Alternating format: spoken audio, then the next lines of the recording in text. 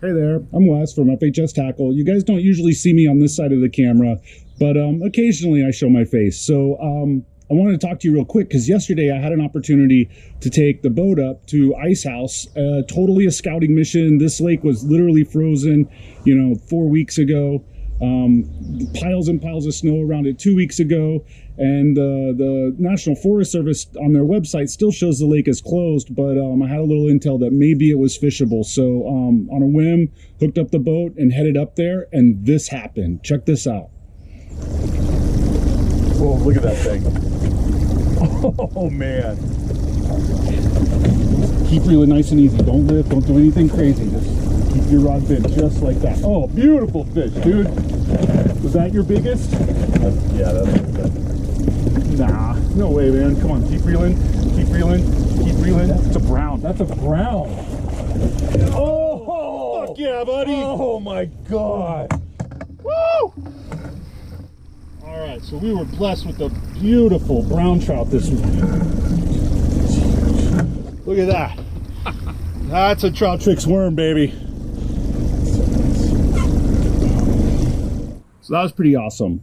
We were obviously targeting rainbows. We knew there were browns in the lake. I had no expectation of catching a brown, especially a big one of that size.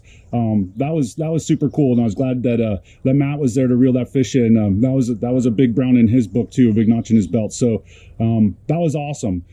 I wanted to film this on the boat yesterday, but the wind kind of blew us off the water in the afternoon, and when I recorded this, the audio got all washed out. But I wanted to talk about Trout Trix worms because we've had some pretty awesome success with them, and that brown pretty much tops the cake. That was kind of unexpected.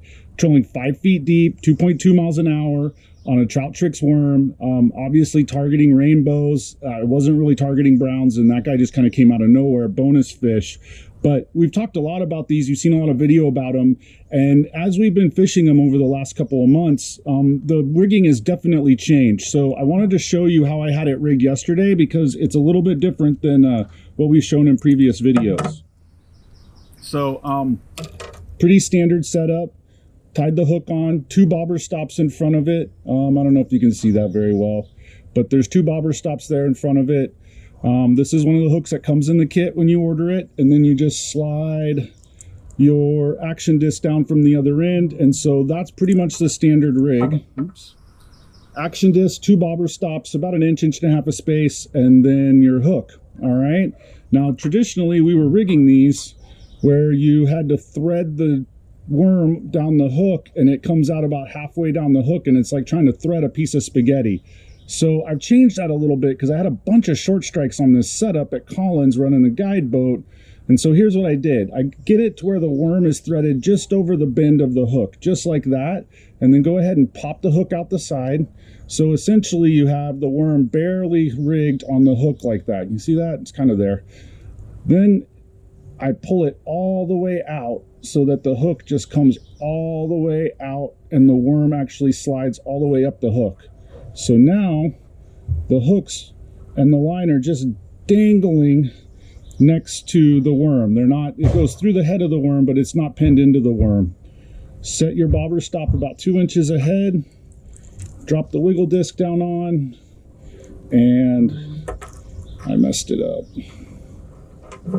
Drop the wiggle disc down on, and that is the setup. That hook is just dangling alongside the worm. It's not even attached to the worm other than through the line that goes through it. This setup, a lot better hookups, a lot better hookup ratio, a lot less short strikes. Short strikes turn into fish in the boat a lot more often. So this is what I've been running. This is what we were running yesterday on that big brown you saw. So that's how I've been rigging them. It doesn't affect the action. In fact, I think it helps the action a little bit, not having the shank of the hook running through the worm. So give that a shot. If you're on aggressive fish, probably doesn't matter as much, but as we start moving up the hill and chase those fish that have been iced out and they're a little bit lethargic, this is probably going to help you. So that's how I rigged up yesterday. One more quick thing I want to talk about. I get asked every day, multiple times a day, about the Magnum Trix worms. They're coming. We don't have them yet, but they're coming. Cal and I made a decision too, when we get them, we are going to sell pre-rig kits with 2 worms on it on a ladder leader, just like that. Pre-rig, Cal and I will tie them up and put them on here and send them to you. You might have a choice of colors. We might kind of choose the colors for you, but it'll definitely be colors from the package.